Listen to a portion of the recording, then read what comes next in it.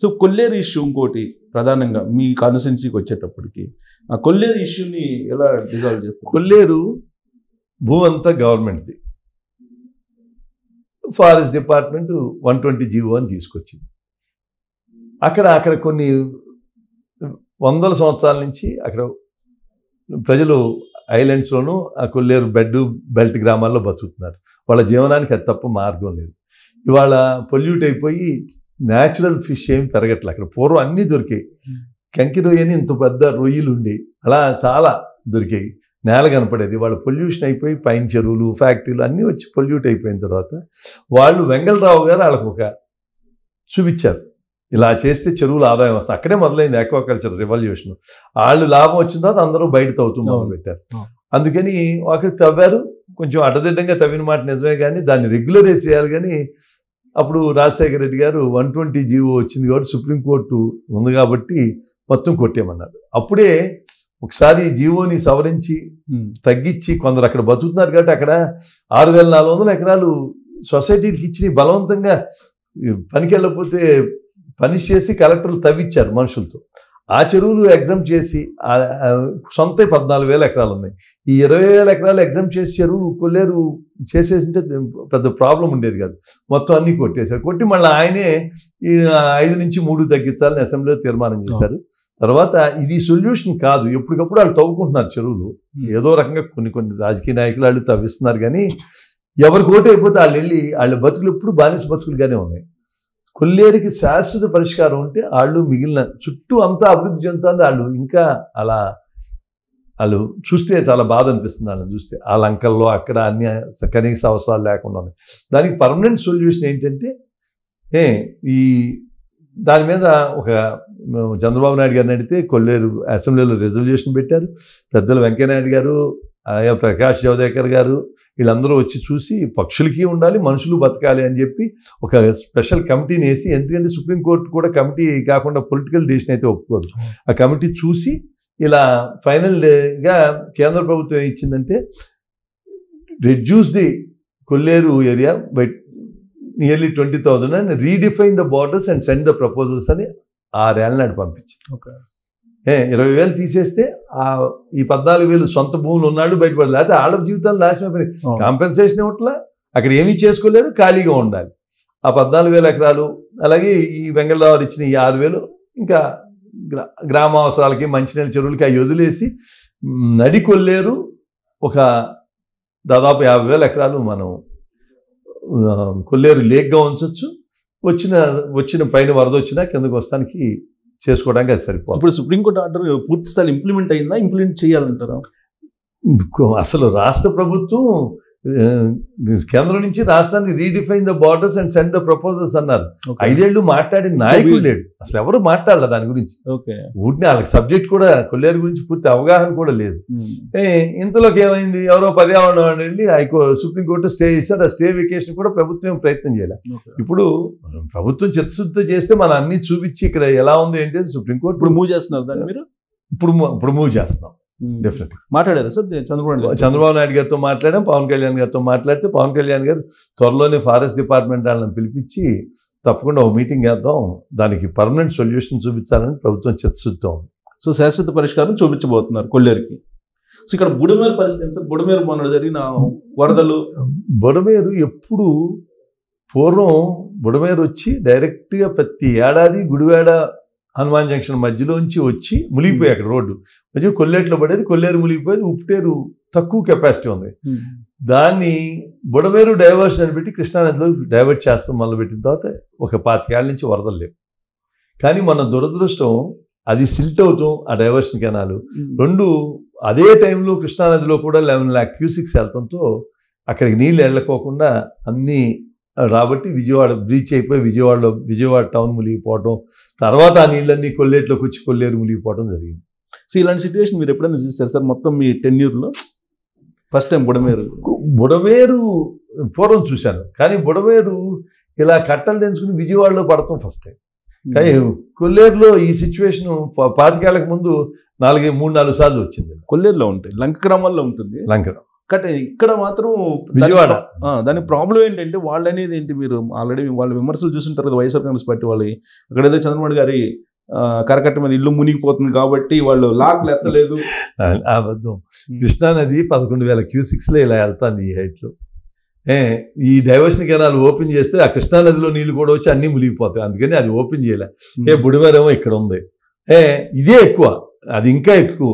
అందుకని కృష్ణానదిలో ఒక మామూలుగా రెగ్యులర్గా ఉన్నట్టు 3 lakhs 4 lakhs అని ఇది వెళ్ళిపోయేది, అందులోకి 11 lakhs అదే టైంలో 2 రాబట్టి ఇబ్బంది అయింది. అంతే తప్ప చంద్రబాబు నాయుడు గారి ఇల్లు ఒట్టి అంటే రాజకీయ మీరు ఏమి ములక్కోకుండా ఉన్నా అమరావతి మునిగిపోయిందని మొన్న సరే మునిగిపోయింది విజయవాడ, కృష్ణానదికి అవతల పక్క ఏం ములగల. అంటే నీకు అందుకే క్రెడిబిలిటీ ఆఫ్ ది పేపరు దెబ్బతింటాను. ఆ పేపర్ చూస్తే ఎంతసేపు ఏ వర్షన్ అయినా వాళ్ళకి ఫేవరబుల్గానే రాస్తున్నారు తప్ప తప్పు అని రాయట్లేదు. సో ఇప్పుడు కొల్లేరుకి శాశ్వత పరిష్కారం చూపిస్తామని చెప్పన్నారు, బుడమేరుకు కూడా శాశ్వత పరిష్కారం దీంట్లో ఇంటర్లింక్ అయిందా? బుడమేరుకి శాశ్వత పరిష్కారం చూపిస్తామని చంద్రబాబు నాయుడు గారు చెప్పినప్పుడు మొన్న చంద్రబాబు నాయుడు గారిని కలిసి చెప్పాం. Budameru includes Kolleru and Upputeru also. Upputeru మామూలుగా 15,000 క్యూసిక్స్ ఉండాలి. ఇప్పుడు ఇటు అటు ఆక్యుపేషన్ అయిపోయి ఒక రైల్వే బ్రిడ్జి అన్ప్లాన్డ్గా కట్టారు. ఒక 2/3 ఆఫ్ ది ఫ్లోని అబ్స్ట్రక్ట్ చేసేస్తాను, అంత కింద దిమ్మలు అంత వెడల్పు కట్టారు. కట్టి ఉన్నారు. ఉప్పుటేరు డైవర్షన్ కాదు, ఉప్పుటేరు డైవర్షన్ జరిగింది. ఉప్పుటేరు వైడనింగ్ చేసి ఆపరేషన్ అందరూ లోన గట్టున అనుకుని లోన పక్క రొయ్యల చెరువులు అయ్యేసారు. అవన్నీ రిమూవ్ చేస్తానికి చెప్పాం. 2 కలెక్టర్లు చంద్రబాబు నాయుడు గారు అలాగే అన్నారు. నాకు ఒక పక్క నేనైతే ఒక పక్క రఘురామకృష్ణరాజు గారు ఇద్దరం కలిసి అది ఆపరేషన్ ఉప్పుటేరు చేద్దాం. సో పక్క పక్కనే కాబట్టి ఆయన కూడా ఏదో 6 నెలలకి ఏదో డిజైన్ చేసుకున్నారు, 6 నెలల ప్రణాళిక తయారు చేసుకున్నారు. సో మీరు ఎలక్షన్ ముందు ఇచ్చిన హామీలు, తర్వాత ఎలక్షన్ తర్వాత మీరు గెలిచిన తర్వాత నియోజకవర్గానికి సంబంధించి ఉన్న ప్రత్యేకమైన ప్రణాళిక తయారు చేశారు సార్. ఒకటి, నియోజకవర్గంలో మిగిలిన కాన్స్టిట్యున్సీకి ఈ కాన్స్టిట్యున్సీ డిఫరెన్స్ రోడ్ల పరిస్థితి అసలు బాగుంది. దానికి కారణం చెరువుల్లో నీళ్ళు ఎత్తుగా ఉండి పల్లంగా రోడ్లు ఉండేసరికి రోడ్డు అడుగున మెత్తగా నీళ్లు ఉంటాయి. రెండోది, వరి వ్యవసాయంలో ఏడాదికి 2 సార్లు హార్వెస్టింగ్ టైంలో అప్పుడు 2 సార్లు పెద్ద లారీలు వస్తాయి ప్యాడీ తీసుకెళ్తాను. మిగిలినప్పుడు ఊళ్ళలోకి లారీలు వచ్చేది, ఏదైనా ఇల్లు కట్టుకుంటాం అంటే ఇళ్ళ సామాన్లు లారీలో వస్తాయి, కానీ మిగిలినన్ని ట్రాక్టర్లు ఆటోల్లో వస్తాయి. చేపల చెరువులు అయ్యేసరికి ప్రతిరోజు 30-40 టన్నులు బరువైన లారీలు మేతలు తీసుకొస్తాం, ఐసు చేపలు పడతాం, ఇవన్నీ ప్రతిరోజు త్రూఅవుట్ ది ఇయర్ వర్షాకాలంలో కూడా వస్తూ ఉంటాయి. అందుకని రోడ్లు ఎలా చేసినా నిలబడవు, దాన్ని రెగ్యులర్గా వేసి మెయింటైన్ చేయాల్సింది. అలా పరిస్థితి, రోడ్ల పరిస్థితి ఇంకా రాష్ట్రంలో ఎక్కడ ఉంటుందని నేను అనుకోను. ఎక్కడ ఒక రోడ్డు ఉండొచ్చు, కానీ కైకలూరు నియోజకవర్గం రోడ్ల పరిస్థితి అంతా ఇదే. చేపల చెరువులు త్రూఅవుట్ ది కాన్స్టిట్యున్సీ. అంటే ఎక్కువ కాలం ఉండవు, అంతంత బరువు. ఈ roads are not design for 40 tons లారీలు ఒకసారి వెళ్తే పర్వాలేదు, కానీ రోజు వెళ్తే వంతెనలు రోడ్లు కూడా భరించలేవు. అందుకని రోడ్ల మీద ప్రత్యేక శ్రద్ధ తీసుకురావాలి. బాబు గారు అయిన తర్వాత దాని మీద మనం చెప్పినప్పుడు తప్పకుండా చర్య తీసుకుందామని Chandrababu Naidu.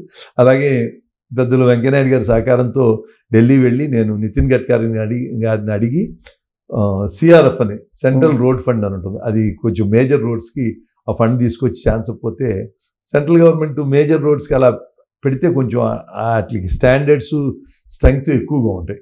They can with hold, అంటే న్యాచురల్లీ హెవీ లోడ్లలో వెళ్తానికి కాలుగానే కావాల్సిన విధంగానే డిజైన్ చేస్తారు. సో సిఆర్ఎఫ్ ఫండ్స్ మీరు తీసుకొస్తారు. సో ఇక మిగతా ఓన్లీ రోడ్ ప్రాబ్లం కాకుండా డ్రింకింగ్ వాటర్ ప్రాబ్లం ఉంది.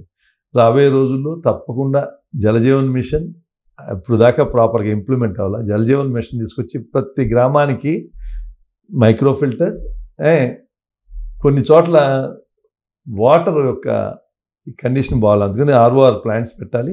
ఆర్ఓఆర్ ప్లాంట్ల వలన కొన్ని మైక్రో న్యూట్రియంట్స్ పోతాయి అనుకుంటే యాడ్ చేసి ఇచ్చేట్టు చేస్తానికి నేను నాకు స్నేహితుని అందరిని అడిగాను. వాళ్ళ కార్పొరేట్ సోషల్ రెస్పాన్సిబుల్ దాంట్లో ఉంది, ఫండ్ ఉంటుంది. ఆ సిఎస్ఆర్ ఫండ్లో వాళ్ళందరూ ఇస్తూ ఉన్నారు. అందుకని అన్ని గ్రామాలకి మంచి రోడ్లు, మంచినీళ్ళు. మూడోది డ్రైన్స్ అసలు ఎవరు ఏం చేయట్లేదు. కిక్కిస్ వచ్చేసి, గుర్రపు డెక్ వచ్చేసి ఎవరు పని చేయట్లే. కాంట్రాక్ట్ ఇచ్చి 49.9% లెస్ చేస్తే వాళ్ళు ఏం చేస్తారు? వాళ్ళకి ఏం మిగులుతుంది అంటే చేస్తానికైతే వేసే టెండర్ కాదు. అందుకని నేను సొంతంగానే అందరినీ అడిగి రైతులు అందరం కలిసి 2 పంటలు కొని నేల మీద ఏమైందంటే మొత్తం గట్లన్నీ న్యాచురల్ ఎవరైనా పంటకాలం గట్టిన చెరువు గట్టు ఉండదు, ఎందుకంటే నీళ్లు పొల్యూట్ అవుతాయి. బట్ డ్రైన్ పక్కన ఆ గట్టు మీద వీళ్ళు గట్టు వేసుకుంటారు. ప్రతి వాళ్ళు అది 95% వేస్తారు అలా. దాని మీద కొబ్బరి చెట్లు పెడతారు. అందుకని ప్రొక్లైన్లు గట్ల మీద వెళ్ళే ప్రాంతమే లేదు. అందుకని ఒక పెద్ద పంట చేస్తే ఆ పంట మీద ప్రొక్లైన్ ఎక్కి తీసేసి మట్టి తీసి ఇటు అటు వేసేసి గుర్రపు డెక్కకి ఎక్కేసి తీస్తే తప్ప ఇది సొల్యూషన్. అందుకని 2 చిన్నాట్లకి ఒక పంట, పెద్దాట్లకి ఒక పంట, 2 పంటలు దాదాపు 50 లక్షలు చిల్లర అవుతాయి. అవి చేయించేసి ఈ ప్రొక్లైన్ పెట్టి ప్రతి ఏడాది ఏ వర్షాకాలం వచ్చిన తర్వాత వర్షాకాలం వచ్చి మునిగిపోయేటప్పుడు వీళ్ళు చేస్తున్నారు. అప్పుడు గుర్రపు డెక్కకి ఎక్కేసి తీస్తున్నారు. ప్రతి ఏడాది ఏప్రిల్ మేలో మొత్తం మెయిన్ డ్రైన్స్ ఒక 5 పెద్ద డ్రైన్స్ ఉన్నాయి, మైనర్ డ్రైన్స్ చాలా ఉన్నాయి. మెయిన్ డ్రైన్స్ 6 ఉన్నాయి. ఆ 6ని వీటిని కూడా తప్పకుండా ఈ పంటల మీద పెట్టి 2 పంటలు చేసి అన్ని ఇంకా కైకలూరులో పంటలు నష్టం రాకుండా ఊళ్ళు నష్టం ఎప్పుడు వర్షాకాలం వచ్చినా రోడ్లు మునిగిపోతున్నాయి. ఆ డ్రైన్లో నీళ్ళు వెనక్కి తన్నేసి రోడ్లు మునిగిపోతున్నాయి, పొలాలు పాడైపోతున్నాయి, అందరికీ ఇబ్బంది వస్తుంది. అందుకని ఆ డ్రైన్లన్నీ బాగు చేయదలుచుకున్నాం.